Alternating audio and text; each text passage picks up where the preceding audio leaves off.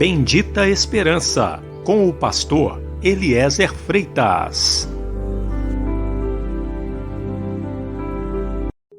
Jesus Cristo poderá voltar ainda hoje. Se Ele não voltar, estaremos esperando por Ele amanhã. Igreja da Bendita Esperança, Rua Augusto Trombini, 444, no alto da cidade.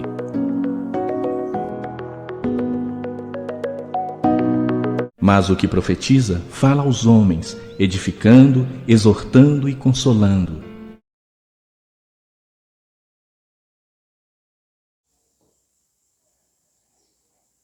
Boa tarde, meu amigo, boa tarde, minha amiga. Mais uma vez, mais um domingo, nesse dia 19 de fevereiro de 2023, estamos aqui novamente para conversarmos um pouco sobre assuntos concernentes ao reino de Deus. Nós estamos aqui para falar coisas importantes e úteis aos seus ouvidos e diante dos seus olhos também, você que está me vendo aí ao vivo nesse momento, ou quem sabe nos vendo depois que nós terminarmos a transmissão ao vivo. O vídeo vai ficar aí, você de repente vai assistir depois. Mas existe algo muito importante que nós precisamos saber com respeito à proteção de Deus. Deus sabe proteger as pessoas. Só existe um protetor verdadeiro, que é o nosso Deus. E Ele geralmente nos protege enviando os seus anjos para se acampar ao nosso lado. Está escrito aqui no Salmo 34, versículo 7. O anjo do Senhor acampa-se ao redor dos que o temem e os livra. Está vendo? O anjo do Senhor acampa-se ao redor de todos? De todas as pessoas? Não. Ele acampa-se ao redor dos que temem ao Senhor, dos que respeitam o Senhor. Essa semana nós falamos muito aqui a respeito desta oração da proteção. Mas eu digo para você mesmo, meu amigo, minha amiga, a oração pode ser uma santa oração como essa aqui. Eu vou até ler essa oração para você ver. Mas se a pessoa lê essa oração, mas não temer a Deus, não vai resolver nada. Os anjos de Deus não vão acampar-se ao redor dela. Veja, oração de proteção. Senhor nosso Deus, nosso Pai, livra a minha casa de todo mal. Que na minha família não entre o espírito da ingratidão. Afasta as doenças. Liberte os meus familiares dos vícios. Protegei-os dos acidentes e guarda as minhas pessoas queridas da violência. Senhor, eu tenho fé. Eu confio em Ti. Que o adversário não consiga fazer minha fé desfalecer. Me livra do desânimo e venha afugentar a angústia do inferno. Te peço em nome do Pai, do Filho e do Espírito Santo, em nome de nosso Senhor Jesus Cristo. Amém. Uma oração, como todas as orações que a gente faz. Estamos invocando aqui somente o Senhor Deus verdadeiro. Mas mesmo uma oração como essa, ela não há de proteger ou trazer a proteção para aqueles que desobedecem a Deus. Você vê Ananias e Safira. Eu acredito que Ananias e Safira, eles eram crentes mesmo, eles eram convertidos. Eu acredito que Ananias e Safira eram salvos. E eu até acredito que eles nem perderam a salvação, mas eles pecaram gravemente. Eles mentiram ao Espírito Santo, eles trapacearam. Eles não respeitaram a Deus em dado momento. E diante do apóstolo Pedro, eles mentiram e o castigo, o juízo foi a morte para ambos. Primeiro Ananias caiu morto, depois Safira, 3 horas depois, foi levada pelos mesmos que sepultaram o marido dela.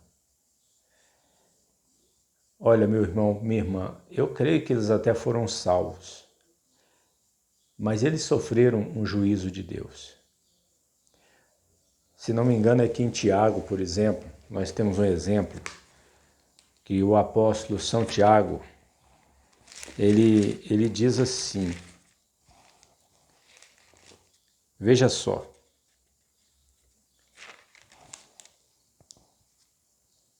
mas sobretudo, meus irmãos, eu estou lendo no capítulo 5, 12, sobretudo, meus irmãos, não jureis nem pelo céu, nem pela terra, nem façais qualquer outro juramento, mas a vossa palavra seja sim, sim, e não, não, para que não caiais em condenação.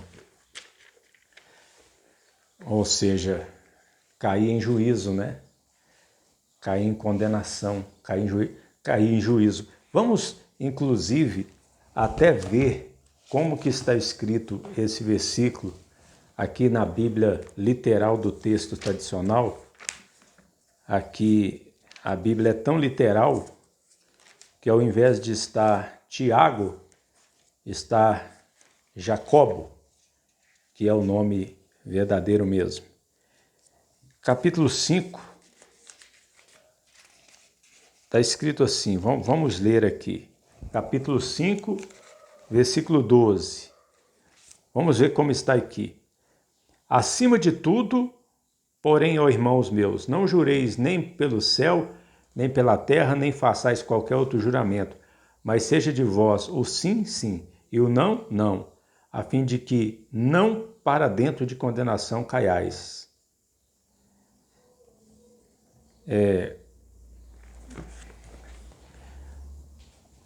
Ananias e Safira caíram numa condenação violenta e morreram. O cristão, quando ele não respeita a Deus, desobedece a Deus, ele pode perder a vida prematuramente, pode sofrer um acidente, pode ficar doente em cima de uma cama, dependendo dos outros para tudo, até para se alimentar, tomar banho. Ele pode ficar doente muito tempo, sofrendo, ou seja, ele cai numa condenação.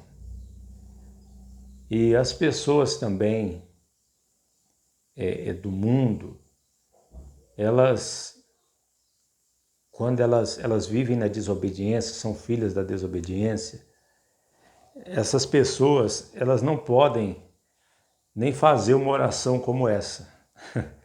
Porque como é que ela vai dizer assim, ó, veja só, uma pessoa do mundo vai dizer que o adversário não consiga fazer minha fé desfalecer. Se a pessoa não tem fé, como é que a pessoa vai fazer uma oração dessa? Então a pessoa do mundo, ela está totalmente desprotegida. A pessoa de Deus fica desprotegida se ela desobedecer a Deus. Se ela desobedecer a Deus. Então não adianta nada ler uma oração dessa. Não adianta receber uma oração dessa, ler todo dia. Se a pessoa não obedece a Deus, a pessoa ainda está na prática do pecado, ela pode entrar em juízo a qualquer momento. Ela pode perder a vida prematuramente, sofrer um acidente, cair doente, perder a família. É desse jeito. Vamos não somente pedir a proteção de Deus, mas vamos procurar obedecer a Deus também, para que Ele nos proteja. Pois bem, vamos para outro assunto. Eu quero falar para você a respeito da perseguição que existe hoje contra todas as pessoas. Você sabia que todas as pessoas são perseguidas? É verdade. Nós sabemos que vivemos num lugar, num país, onde muitos de nós, grande parte das pessoas, são descendentes dos negros que vieram da África, principalmente, né, nessa região do Sudeste e Nordeste aqui. São descendentes dos negros que vieram da África. Inclusive, o primeiro navio negreiro, o primeiro navio de escravos que chegou no Brasil foi em 1535, lá em Salvador, na Bahia. Olha quantos anos tem isso, né? Quase 500 anos. E por 353 anos houve escravidão no Brasil até 1888. Com a Lei Áurea, aboliu a escravidão, a escravatura. Então, o que acontece? Muitos de nós somos descendentes de negros que vieram da África, de Angola, de Moçambique, trago pelos homens portugueses. E muitos de nós também somos descendentes dos sefaditas, ou sefaradi em espanhol, né? Os sefarditas, que eram judeus que habitavam lá por volta do século XV, sempre habitaram lá na Península Ibérica, aquela região lá de Portugal e Espanha. Lá pelo final do século XV, na época do descobrimento do Brasil por Portugal, houve até vários decretos para expulsarem os judeus sefarditas de lá. E a Inquisição espanhola e a Inquisição portuguesa perseguiram muitos judeus. E os sefarditas, eles se tornavam anuncins, que eram convertidos, né, ao catolicismo, mas supostamente, fingidamente convertidos. Continuavam sendo judeus, mas tinham que encobrir sua religião, sua fé, para não serem mortos pela Inquisição espanhola e portuguesa. A Inquisição, ela foi muito violenta lá na Espanha, principalmente, Portugal, e agiu aqui no Brasil também, e matou algumas centenas de pessoas no Brasil. Então, muitos de nós somos descendentes, principalmente essa região do Sudeste e Nordeste do país. Lá para o Sul, as pessoas são descendentes, muitas delas de alemães, italianos, né? Mas aqui no Sudeste e Nordeste, a maioria é descendente dos judeus sefarditas, que eram conhecidos também como cristãos novos, muitos deles, e dos negros que vieram sofrer aqui no Brasil a escravidão. Essa palavra escravidão é forte, né? Pois é, se você pesquisar, meu amigo, minha amiga, sobre a escravidão, você vai ver que os negros, eles trabalhavam, os escravos, de sol a sol, só tinha direito de trabalhar, não tinha direito a mais nada. Eram maltratados, muitos deles eram tratados igual animais mesmo. Eram colocados numa senzala, que era um lugar escuro, muitas vezes, projetado só para não ter fuga. Então os nossos antepassados, sejam negros ou judeus, sofreram muito. Você pense na dor, meu amigo, minha amiga. Pense na dor que estas pessoas passaram, esses escravos. Quantos maridos foram separados das suas esposas, dos seus filhos, filhos dos seus pais. E é gente igual a gente, né? Tem sentimento. Então os nossos antepassados sofreram muito pela perseguição dos homens. Os judeus, se dissessem que eram judeus, eles eram mortos pela Inquisição. Ou então tinham que converter fingidamente. Mas se fosse descoberto que eles tinham se convertido fingidamente, eles eram mortos também. Só que hoje existe uma perseguição que sempre existiu. Existe uma escravidão que sempre existiu. É a escravidão do pecado, do diabo. É a perseguição do pecado e do diabo. Está escrito aqui em 1 Pedro, capítulo 5, versículo 8, o seguinte. Nós precisamos nos atentar para isso, porque muitos estão sofrendo hoje, não é porque tem escravidão no país, escravidão dos negros ou perseguição dos judeus, não tem isso mais. Mas existe uma perseguição, uma escravidão espiritual. 1 Pedro 5,8 diz assim, ó. 1 Pedro 5,8. Vamos ver aqui na Bíblia literal do texto tradicional. Sede sóbrios, autocontrolados, vigiai, porque vosso adversário, o diabo, tal como um leão que está rugindo, caminha em circunferência ao redor de vós, buscando a quem completamente devore. O diabo está perseguindo até os crentes. Veja que caminha em circunferência ao redor de vós.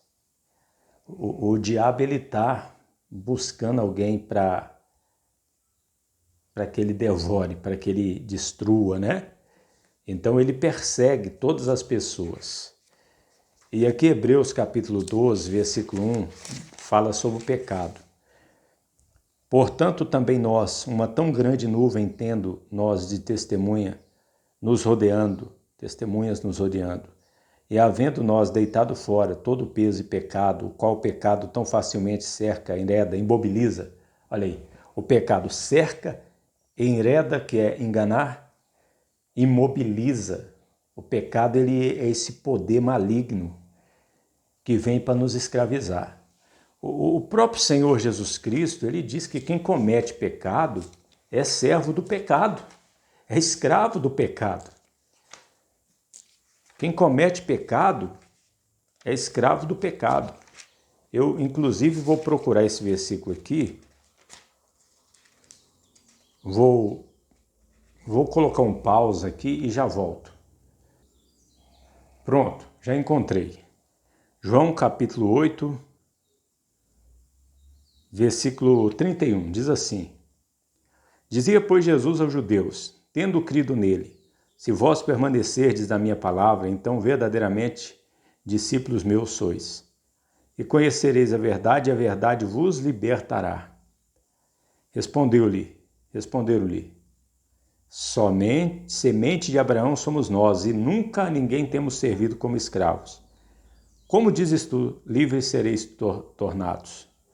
Respondeu-lhe Jesus, em verdade, olha aí, vos digo que todo e qualquer que está cometendo pecado, escravo é do pecado. Viu só? Interessante que lá em Lucas, capítulo 11, vamos ver aqui, vale a pena, né? Nós estamos meditando na palavra de Deus. Tenha pressa não, meu irmão, minha irmã. Nós temos que ter pressa para fugir do pecado, para fugir do que não presta, né?